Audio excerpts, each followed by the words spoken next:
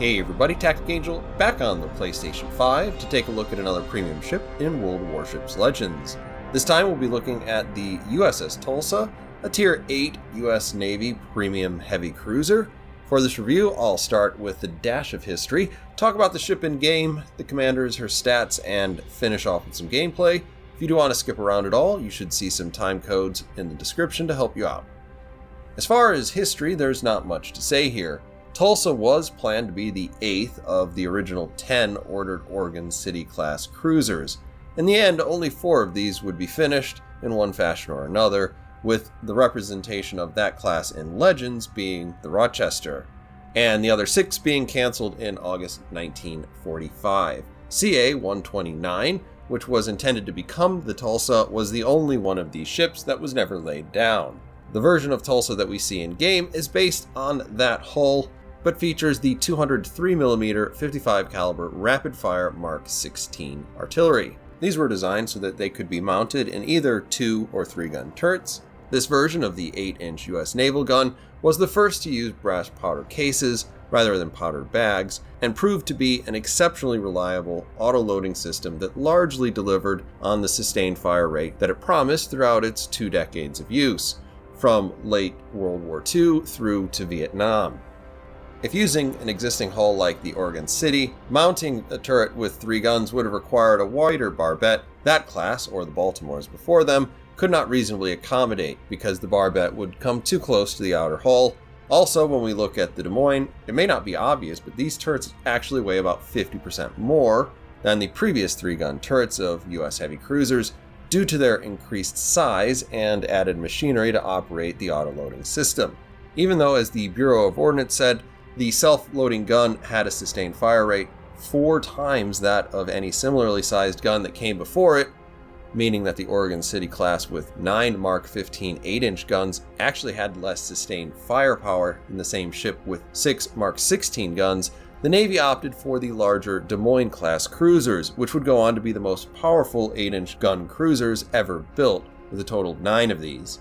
As an American, you can probably just say this sort of thinking makes sense, particularly in World War II, where there wasn't much constraint on either military budgets or treaties limiting the size of ships.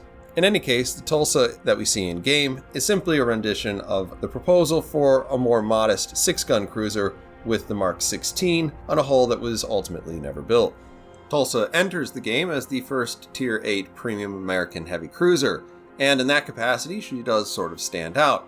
But then again, she's standing out against a crowd of none. Even among premium cruisers at the tier, she's the first that is a legitimate heavy cruiser, rather than some super cruiser, battle cruiser, or miniature battleship masquerading as something else. So what is it good at? Tulsa comes with 3 turrets, each armed with 2 fast-firing 8-inch guns. Between their quick reload, good HE, and excellent AP damage, the Tulsa has potential to have very solid DPM. Just like most cruisers, Tulsa has sonar, but she also comes with long-lasting American radar with 9-kilometer range. And that makes her a dangerous opponent for any destroyer looking to go anywhere near that range or within it. Even after the 5-second spotting delay, that gives your allies lots of time to deal with those pesky little boats. Where Tulsa lags behind is that she has typical American protection, which means that she has a vulnerable bow, and though not a gigantic citadel, a noticeable portion of that sits above the waterline.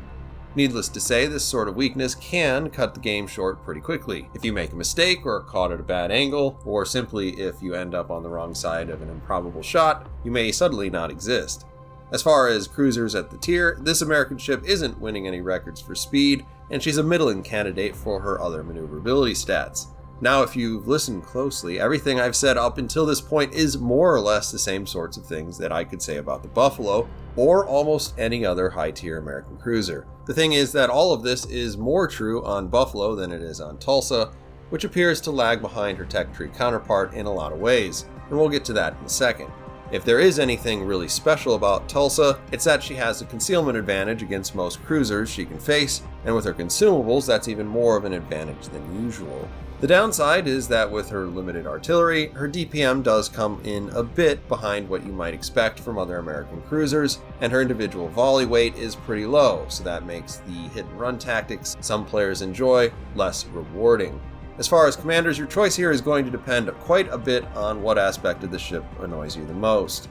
With only 6 guns, you notice where every shot lands, and without improved accuracy offered by Scott, a bit disappointing and at all the wrong times.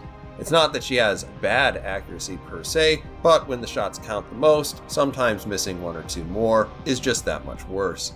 Since Tulsa is best played with AP, punching through is a very attractive option. If you do choose him, refill station may be the best way to improve your rate of fire, since none of these abilities will fix your poor turret rotation. But if you are looking for turret rotation, then your best bet is probably to go with Kincaid. He'll grease the wheels a bit.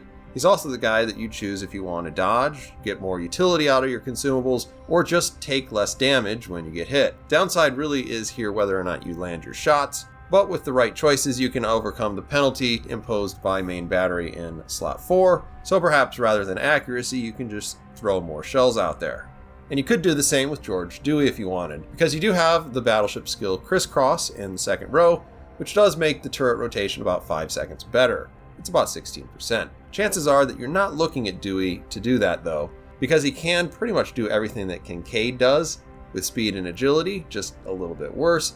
His chief advantage is probably the ability to get sea detection of Tulsa down to 9 kilometers, same as your radar, turning the Destroyer Hunter game into a game where you see me, I see you, and let's see if we're both here in 35 seconds. Problem with the slow turrets and only 6 guns, you might find that Tulsa will still benefit from some help in playing this little game. So as we come to stats, we'll be talking about Tulsa mostly against Buffalo, and at least on paper this isn't going to be a very fair comparison for Tulsa. But I will tell you a few aspects of the ship that change some of these realities in her favor as we go. Starting with survivability, Tulsa starts with just 42,700 hit points, which is a noticeable 5,000 and change less than Buffalo, and puts her solidly 10% below average for a cruiser at her tier. Her 16 to 203 millimeters of armor is unremarkable, and if we look at the particulars, there's nothing really surprising here for an American cruiser. The green is 27 millimeters, so that won't hold up to 15-inch guns or larger, and you have the same tall citadel in the middle of the ship that just about every other American cruiser has too. If you've ever been deleted in a Baltimore or Buffalo, the experience is pretty similar here for exactly the same reasons, though under certain circumstances having a 10% weaker belt might actually help Tulsa in getting overpenned just a few more times. Torpedo protection is not great, just 13%, about 5% lower than average and 6% beneath Buffalo. One thing about this ship though that isn't as obvious just from looking at her stats is that she's noticeably shorter than Buffalo, and without guessing in meters, I'd imagine it's about 1 turret length for obvious reasons. And that's because you have just 3 turrets, each mounting a pair of fast-firing 8-inch guns. They have a serviceable 15.4 kilometer range, putting them just 200 meters worse than Buffalo, which holds the completely average range for her tier. The reload of 5.8 seconds is very fast and helps to push the Tulsa into a decent category for DPM with both HE and AP. AP should probably be your go-to ammunition because you're a very average fire starter, and these have super heavy shells with improved angles and actually good AP damage for 8-inch guns. Buffalo also outdoes you by almost 10% here, plus or minus, in the HE DPM, fires over time, and even AP DPM, because she literally has twice as many guns. But where the stats probably don't do this justice is that Tulsa has really decent firing angles, which is going to allow you to use all of your guns a lot of the time while still presenting bounce angles. Against cruisers that you may want to bow tank, Tulsa also maintains 2/3 of her firepower rather than just half of Buffalo's to the forward part of the ship, since you have only 1 rear turret. Another notable bummer for Tulsa though is that her turret traverse is pretty miserable, a full 30 seconds, which is more than 5 seconds worse than average, and tends to be pretty painful, particularly if you put main battery mod in slot 4, like I know we all want to do. The AA on Tulsa is not really one of her strong suits, which is kind of surprising since her sister, Rochester, is a beast at tier 7 and actually quite a bit better than what you see here. The 77 rating indicates that she's below average for a cruiser, and if people avoid you, it's literally because they're expecting more out of a US cruiser. That rating is just 2 behind Buffalo, but since you do have a decent amount of long-range AA at 5 kilometers, it's something that you could improve quite a bit, but those choices are likely going to eat into your effectiveness with a limited number of guns. When looking at maneuverability, the Tulsa's 33 knots is neither good nor surprising. This is pretty much the speed of an American cruiser, like almost all of them, and that puts her a knot behind most of her competition. Your 75-meter turning circle is pretty good, though your 10.5 second rudder is almost exactly average. Concealment is a pretty major advantage in Tulsa's favor. Your unadjusted concealment is 700 meters better than average and a full 500 better than Buffalo. That allows you to pick most engagements with other cruisers, and if you commit to it fully, you can have a competitive sea detectability with your radar range. Detectability from air is similarly 400 meters better than average, and you also have 700 meter advantage while firing from smoke. But that is both not all that likely to happen and helped a great deal by the number of battle cruisers at this tier, but whatever, it's still good. Closing out with consumables, this is the pretty standard American kit with your damage control first, followed by your usual choice between sonar and DFAA. Sonar is standard tier 8 and probably the better option unless you know you're going to be running with a carrier. Both for ship detection, but also because you can't really allow yourself to be hit by a torpedo with such low HP and limited damage reduction. After that, you've got 35-second radar at 9 kilometers. This is one of the greatest things about US Navy cruisers, and will give you enough time to do a good amount of damage yourself, plus 30 seconds for anybody else on your team who might want to help. Then we've also got this heal. That number on screen is exactly 1/2 of 1%, so this is your standard heal. You'll get 2 of them, possibly more. Alright, and with all that out of the way, we're going to be on tiers of the cruisers, as it's sometimes called. We're going to be on the right side, which is also the west side. You can see we have a short match here, and though I don't usually like to post short matches because I find it to be a waste of my time, please don't do this, people. Please turn on crossplay for the rest of us. If you think Xbox players are bad players, guess what? There's a better chance that they're going to be on the enemy team than your own team, because there's always going to be at least one person from PlayStation on your team. And if you're on the Xbox and you think the opposite is also true. So anyway, we're going to go ahead, flash our commander up on the screen. What we've got here is Norman Scott.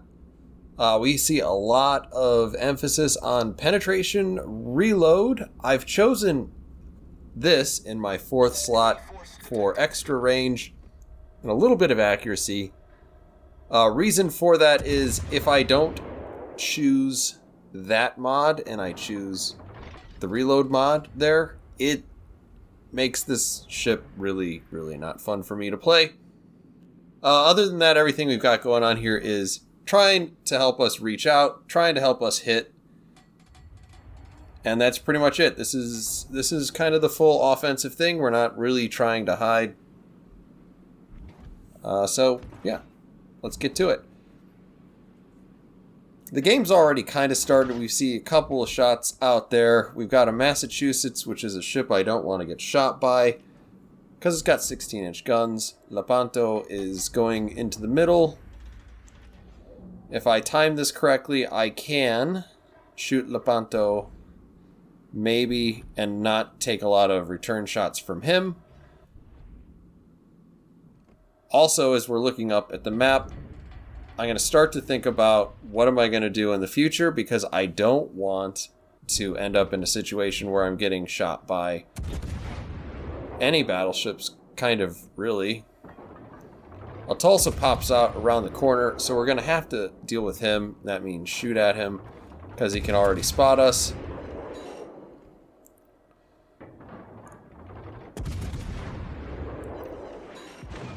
Now we end up decapping the Lepanto as well.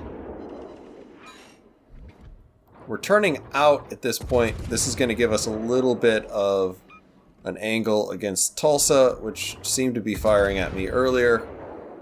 And we're also making sure that neither one of them have any points.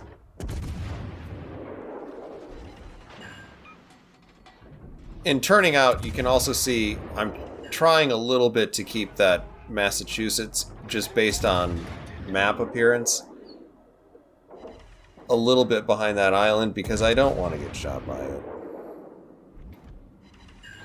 I'm starting to think I might have to. Ooh. Kind of looked a little bit like he shot at us. He ends up bouncing a shell off of our belt armor. So he lucked out a little bit there. And now we've got a buffalo. Now, one of the reasons why I wanted to talk about this particular game as opposed to all of the other games I've played in this ship is because there's actually a buffalo in this game, and it's, I think, the only time that I ever went toe-to-toe with a buffalo, which is a ship that has a little bit more potential, but also has a few more drawbacks, which is kind of weird, because you would ordinarily think that would be kind of the place for the premium ship. You know, higher risk, higher reward. We totally muff a shot there. Just a little bit too low.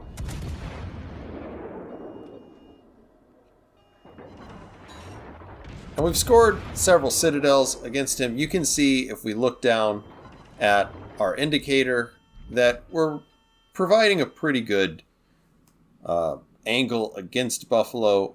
Buffalo is a ship that also comes with super heavy AP, so he could actually probably pen us even at that angle, but against most targets, we're going to do pretty okay in terms of being able to bounce shots from those sorts of angles.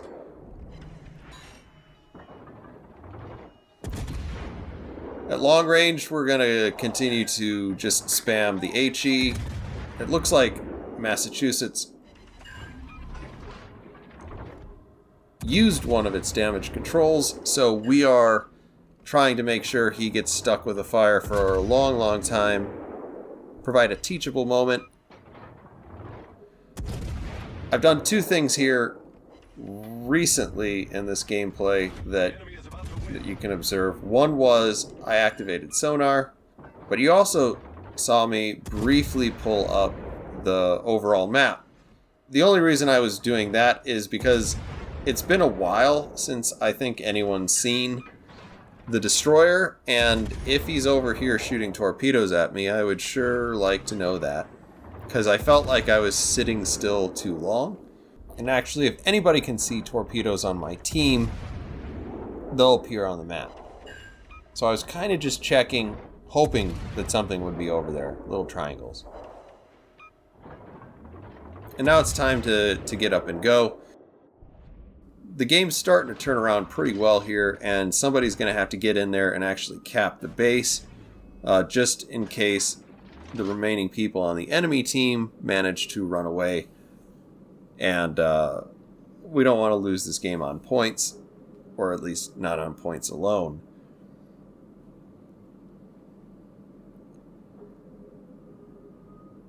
So here we're just sailing forward towards all of the caps. You can see not super impressive speed. This is with just the one speed flag.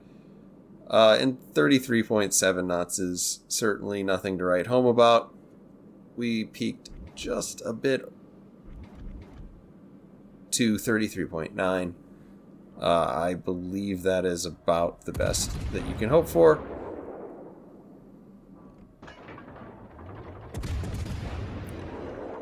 I'm starting out with HE, but that's a lot of broadside, so I pretty quickly switch over to AP.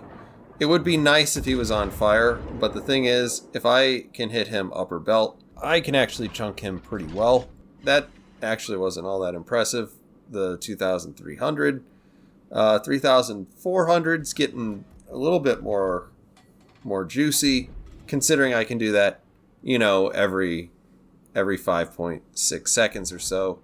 And that's versus a German ship. Against a less well-armored ship, you can actually end up with consistent 5k salvos, which is pretty good. Now, as I round this corner, I'm kind of hoping I can use the island still. I can't. We let loose with HE again. We immediately get a fire, so after this next set of shells, we're back onto the AP because that's going to help us do a little bit more damage. Who knows how much that would have actually done, because obviously he ran out of hit points somewhere along the way. Somewhere along the line, we've picked up a high caliber. We're doing pretty well overall in terms of damage. You can see what happens if you catch a cruiser out there and they're poorly angled against you. If they have an exposed citadel, you can pretty easily chunk them. There are two things that are happening here that are maybe illustrative of the Tulsa's weaknesses. I mean, the shell flight times are a little long, and you don't have a lot of shells. And particularly if you're dealing with a high accuracy captain, as I'm trying to deal with one here,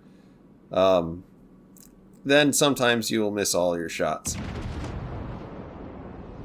Unfortunately, it looks like the ZF6 took out our Iowa.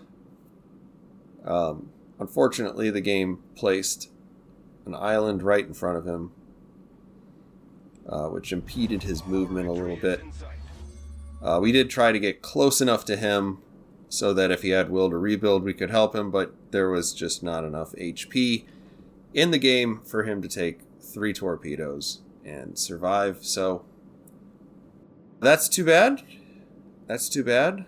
We were trying to do our job. Our hope here is to pop out on the other side of this mountain and find that we're spotted. Unfortunately, we find that someone else has spotted the ZF6 way over there. If I had rolled out here and gotten spotted, then I would have been pretty confident that the ZF6 would have been within the 9 kilometers for my radar. Alas, it wasn't in the cards. A very powerful trick. You guys probably know how all of that works anyway. And we roll on to victory. So, closing thoughts on Tulsa. There's not really all that much to say about this one. I like Tulsa well enough as a ship. She's an American cruiser, so I'll definitely play her from time to time. But, oh boy. When it comes to writing up a review for her, part of me just wanted to load up everything I'd written down into a text-to-speech generator and see if anyone noticed, because she's a bit of a snooze fest either way. Plus the technology is getting just so good and believable. The nicest thing I could say is, if you did want to get this ship, you're not in for a lot of surprises, other than the lackluster AA. She's pretty much what you would expect, and she's a premium ship. You'll make a little bit more money playing this than you will playing Buffalo, or any of the other tech tree ships. So those are my thoughts. Let me know what you guys think down in the comments, and as always, thanks for watching the video.